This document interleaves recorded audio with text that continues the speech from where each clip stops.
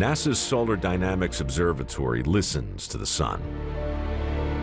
The sound it picks up is too deep for humans to hear. But if you speed up 40 days recording into a few seconds, this is what you get.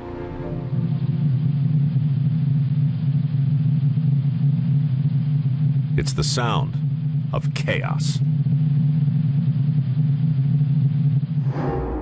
Since we can't see into the sun, its sound is vital to scientists.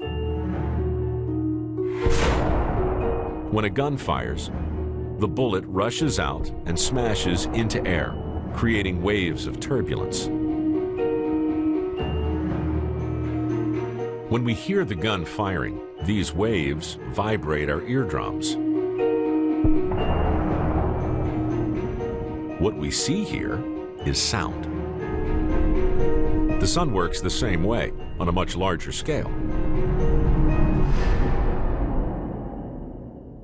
When we see these waves moving across, what we're looking at is when material moves up from inside the sun and it makes noise. It's just like ran into a surface. It just ran into a wall and it generates sound, and we see that sound moving all around the sun.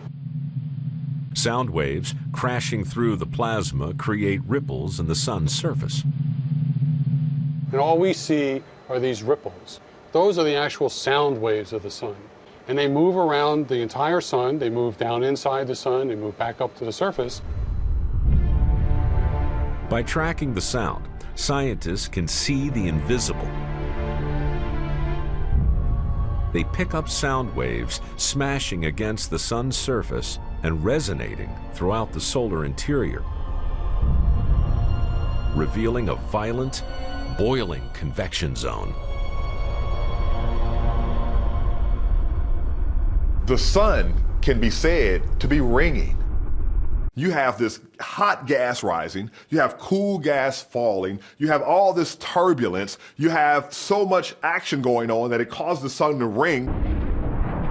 Columns of gases rise and fall, churned by heat from below.